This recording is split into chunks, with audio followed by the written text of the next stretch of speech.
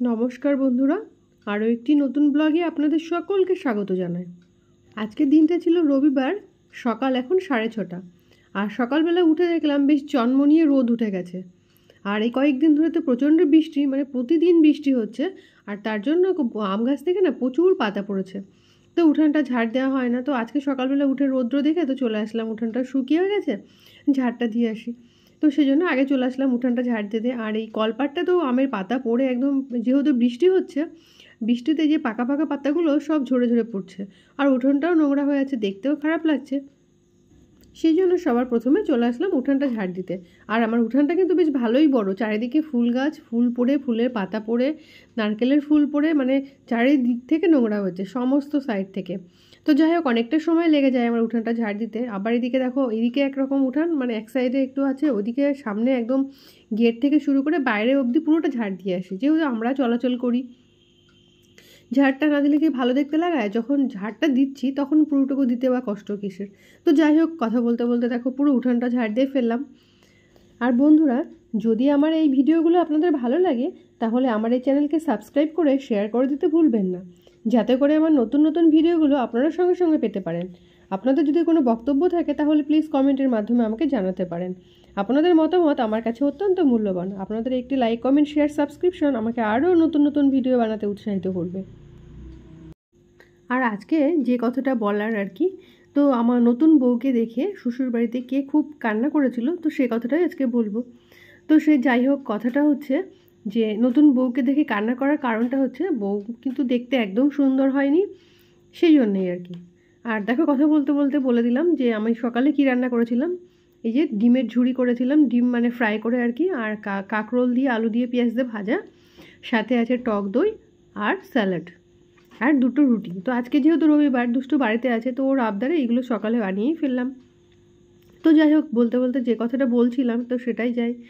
তো ওই যে বললাম যে বউ বউ যদি কালো হয় তাহলে কিন্তু শ্বশুরবাড়িতে অ্যাকসেপ্ট করা প্রচণ্ড আর কি, মানে মেনে নেওয়া যায় না সেই রকম বউকে, মানে তাদেরও খুব প্রবলেম হয়।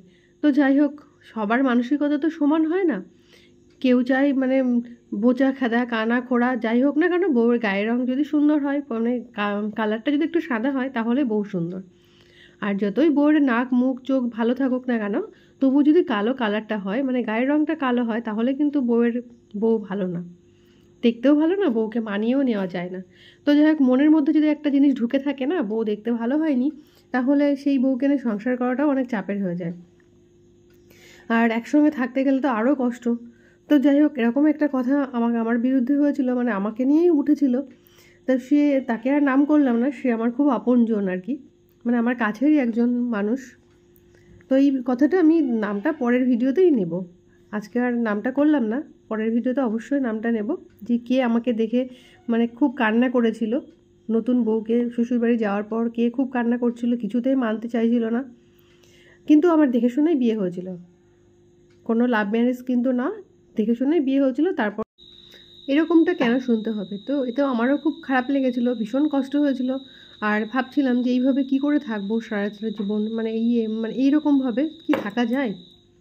তো যাই হোক বন্ধুরা, আজকে অনেক কথা বলে ফেললাম, আবার নেক্সট ভিডিওতে কিছুটা বলার চেষ্টা করব। আজকে এই পর্যন্ত রাখলাম, পরের ভিডিওতে আবার শেয়ার করব যে কি হয়েছিল না হয়েছিল। আর আজকে দেখো, আমি রান্না করতে চলে এসেছি, মানে চিংড়ি মাছ এনেছে আজকে আমাদের। তো চিংড়ি মাছগুলো আজকে মালাইকারি করব, কিন্তু ঘটনা হচ্ছে আজকে কিন্তু মালাইকারি করার জন্য আমার ঘরে কোনো নারকেল ছিল না। তো সেটাই ভাবছি যে কীভাবে চিংড়ি মাছের মালাইকারিটা রান্না করব। তো শেষ অবধি সেটা কিন্তু দেখতে হবে, কেউ স্কিপ না করে ভিডিওটা ফুল ওয়াচ করো, এটাই আমার রিকোয়েস্ট। তো যাই হোক, এই যে মাছগুলো আমি কেটে বেছে ছাড়িয়ে নিয়েছি। আর মাছটা কাটতে অনেকটা সময় লেগে গেছিলো, কেননা পিঠের দিকে মানে সুতোটা বার করতে একটু টাইম লেগে যায়। আর এবার দেখো, আমি কিন্তু চিংড়ি মাছটা কিন্তু ভাজি না, গরম জল মানে অল্প একটু জল দিই, যে ওখানে লবণ হলুদ দিয়ে আর চিংড়ি মাছগুলো জ্বালিয়ে নিই। আর কিছুটা এক্সট্রা চিংড়ি মাছ বেশি ছিল, তো এটা তুলে রাখছি ফ্রিজে, মানে কালকে করব, মানে পরের দিন করব আর কি, সে কাল হোক পরশু হোক, যাই হোক করা যাবে। এখানে দেখো নিয়েছি জিরে, আদা, রসুন, আর এখানে আছে পেঁয়াজ, কাঁচা লঙ্কা। তো এগুলো একসাথে দিয়ে দেবো, দিয়ে পেস্ট করে নেব।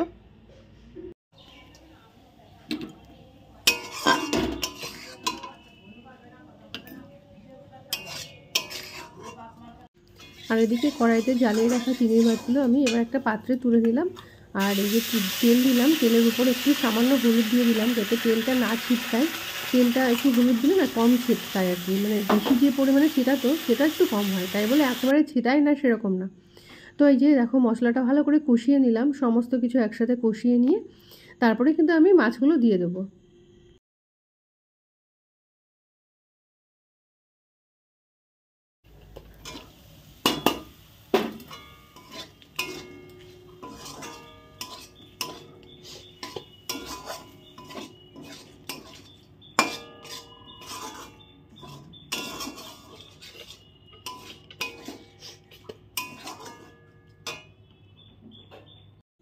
এখানে গ্লাসের মধ্যে আমি আমুল দুধ অ্যাড করেছি, গরম জলের মধ্যে আমুল দুধটা গুলে রেখেছি। আর তারপরে আগে কি দিয়ে দেবো বলো তো, আগে যে মিক্সচারে মশলা করেছিলাম, তো ওই মশলার জলটা আগে এর মধ্যে দিয়ে দেবো।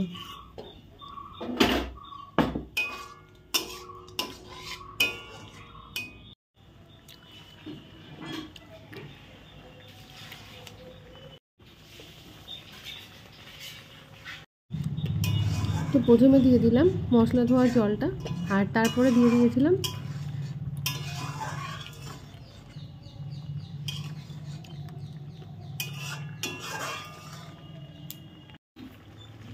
এবার যে আমুল দুধটা আমি অ্যাড করলাম।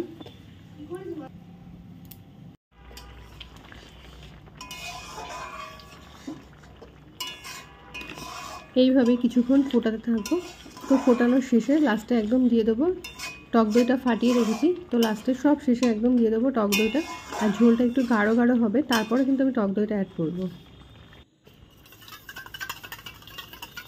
যতটা ফাটানো যায় ততটাই ভালো হবে, বেশি করে ফাটাতে পারলে খুব ভালো হয়। তো এবার ওই ফাটানো টক দইটা আমি দিয়ে দেবো, আর এটা একদম শেষ মুহূর্তে কিন্তু অ্যাড করতে হবে।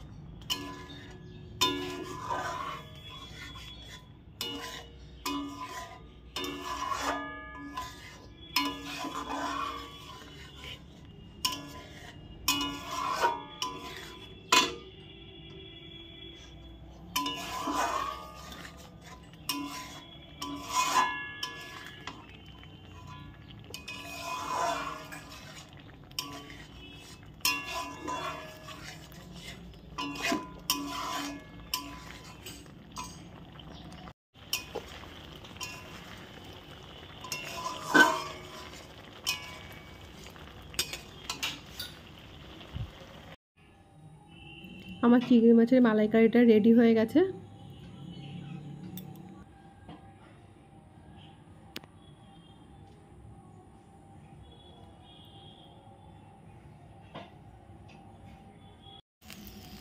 এখন রান্না করছি ভেন্ডির ঝাল। তো কীভাবে রান্না করি পুরো প্রসিডিওরটা দেখো।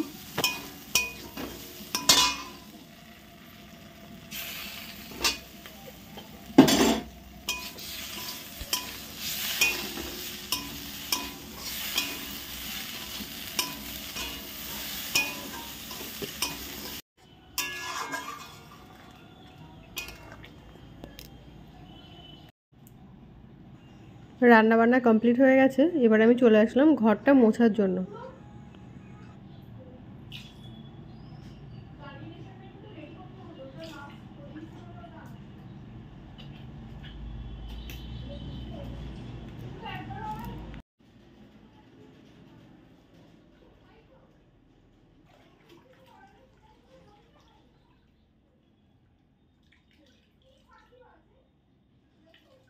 এখন কিচ্ছু বলতে চাই না, জানো তো।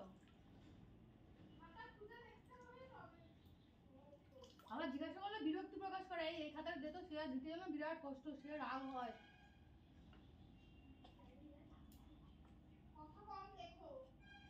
স্নান টান সেরে এবার পুজোটাও দিয়ে নিলাম।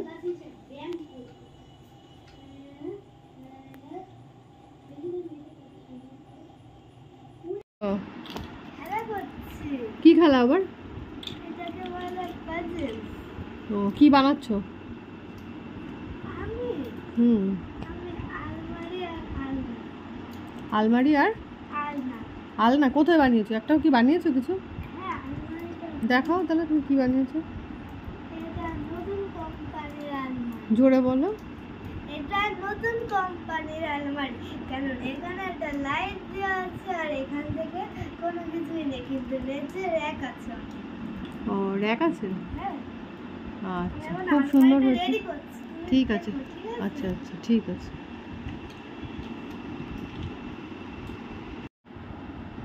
দেখো আমার আলনাটা কিন্তু এখন রেডি হয়ে গেছে।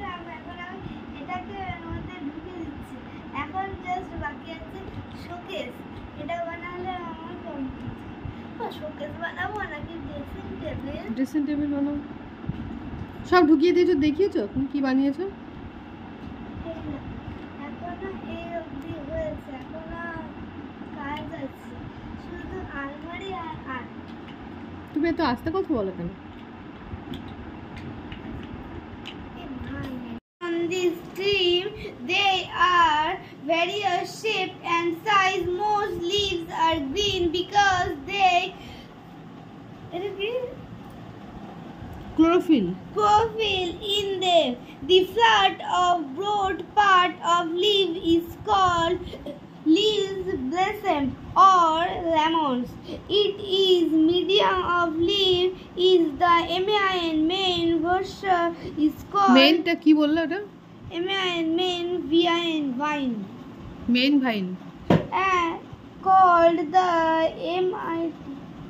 mother the number of size when bear in vein, branch veins ওটা ভেইনস মানে শিরা উপশিরা যেটা বলে, কিন্তু এটা পাতার ক্ষেত্রে branch বলেছে। out of the many versions.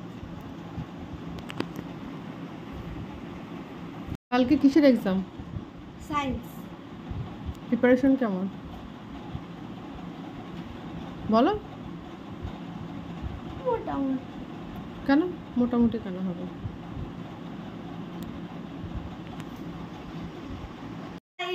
তো দেখো আমার বাবা আজকে কলকাতা থেকে কি কি এনেছে। তো প্রথম দুটো জাগ এনেছে, দেখো কত বড়, আর একটা জাগ এনেছে। তোমরা কিন্তু বলো এটা কত বড়। আর এটা কি কি মা? এটা তুমি বলো এটা কি কি জানি আছে? না এটা। তোমরা যদি কেউ এটা জেনে থাকো প্লিজ বলো। বাবার কাছে শোনো ওটা কি ফল। বাবাও জানে না। আবার কিনে এনেছে, জানে বাবা। কি ফল এটা? কটা এনেছে? তিনটে। কি এটা? তোমরা যদি কেউ জেনে থাকো প্লিজ বলো। Bye by.